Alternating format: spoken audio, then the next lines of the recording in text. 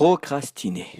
La langue française est riche et on a même inventé un verbe concernant le fait de remettre à demain. Procrastiner. Seulement cette action, ou plutôt non-action, n'est pas propre à la France.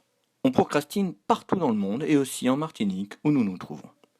La plupart du temps, remettre à demain ce que l'on peut faire aujourd'hui n'a pas une grande incidence. Pourtant, qui peut dire avec certitude où il sera demain? Certes, nous avons notre organisation, notre agenda, nos rendez-vous et nos habitudes. Mais la vérité que nous rappellent les cimetières de nos villes est que demain ne nous appartient pas. Si vous vous promenez dans l'un de ces lieux, vous pourrez lire, sur les pierres tombales, la date de naissance et celle de la mort. Parfois de longues décennies les séparent, mais nous sommes souvent consternés de voir que beaucoup n'ont pas eu 30 ans. Si la maladie reste la cause principale de la mortalité dans le monde, nous avons tendance à ignorer que la mort peut nous saisir à n'importe quelle occasion. Accident de la route, accident ménager, AVC, crise cardiaque, piqûre de moustique et j'en passe. Et pour cela, il n'y a ni avertissement, ni âge, ni aucune discrimination de taille, de poids, de couleur, de nationalité, de religion. S'il y a une chose en face de quoi nous sommes égaux, c'est la mort. Alors, à quoi sert la vie? D'abord, la Bible nous enseigne que la vie n'a pas vocation à s'arrêter. Chaque être humain est né pour vivre éternellement. Seulement, nous ne vivons qu'une courte partie de cette éternité sur cette belle planète. Le reste de notre éternité sera passé là où nous aurons choisi de la passer. C'est pourquoi tant de chrétiens autour de vous vous pressent d'accepter l'Évangile pour renouer le contact avec Dieu au nom de Jésus.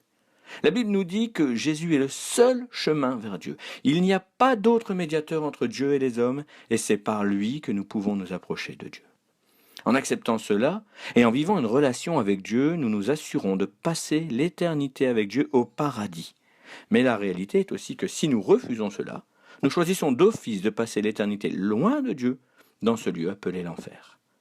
On peut se dire, si je dois mourir demain, alors je veux profiter de la vie, mais qu'est-ce que ça signifie profiter de la vie? Je suis chrétien depuis plus de 20 ans, et je n'ai jamais autant profité de la vie.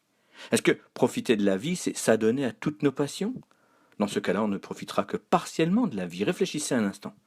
Si on te demande de travailler 6 mois dans un métier que tu aimeras, pendant 16 heures non-stop par jour, pour passer 10 ans dans l'endroit de tes rêves avec la personne que tu aimes, si on te disait que tu n'as pas le droit de manquer une seule heure pendant ces 6 mois, ne feras-tu pas tout ce qu'il faut pour respecter ce contrat?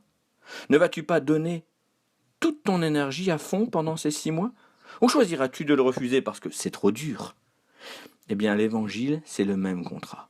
À l'échelle du temps, ta vie ne représente que quelques mois en comparaison de l'éternité qui t'attend. Donne-toi à fond pour la réussir et être le plus proche de Dieu pour que ton éternité soit parfaite, dans le meilleur endroit de l'univers, avec les personnes que tu aimes et qui t'aiment. N'attends pas. Commence dès aujourd'hui.